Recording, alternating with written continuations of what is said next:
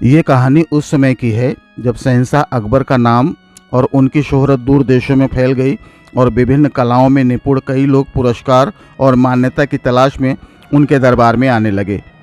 उनमें से कुछ अपनी खुद की विद्या का प्रदर्शन करने के लिए आते थे तो कुछ बीरबल की बुद्धि की परीक्षा लेने के लिए भी आए। एक दिन दरबार में ऐसा ही एक कलाकार आया। वह अपने साथ अपने द्वारा बनाई गई 3 सुंदर गुड़िया लाया था। सभी गुड़िया बिल्कुल एक जैसी दिख रही थी।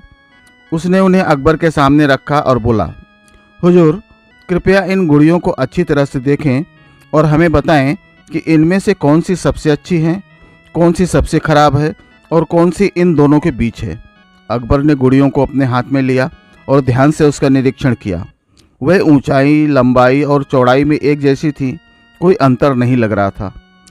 तब बादशाह अकबर ने बीरबल से पूछा, बीरबल, क्या तुम इन 3 गुड़ियों में क्या फ़र्क है बता सकते हो?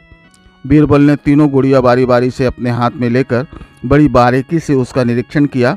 तब उसने पाया कि उनमें से एक गुड़िया के दोनों कानों में छेद था। बीरबल ने उसके एक कान में एक छोटी सी छड़ी डाली और गुड़िया को हिलाया। छड़ी दूसरे कान से बाहर आ गई। बीरबल ने दूसरी गुड़िया के एक कान में छेद और मुंह में छेद पाया। जब उस गुड़िया के कान के छेद में छड़ी डाली गई तो वह मुंह से बाहर आ गई। तीसरी गुड़िया के एक कान में ही छेद था और कहीं नहीं। जब कान के छेद में छड़ी डाली गई तो वह अंदर चली गई और वहीं रह गई। बीरबल ने कुछ देर तक गहराई से सोचा और फिर कहा, जहाँ पनाह ये तीनों गुड़िया 3 प्रकार के दोस्तों का प्रतिनिधित्व करती हैं। हर किसी को एक सच्चे दोस्त की ज़रूरत होती है। यहाँ पहली गुड़िया सबसे खराब गुड़िया का प्रतिनिधित्व करती है। यदि आप ऐसे व्यक्ति के सामने अपने विचार रखते हैं तो वह सुनने का नाटक करता है लेकिन सुनता नहीं है। यह एक कान से दूसरे कान तक जाती है।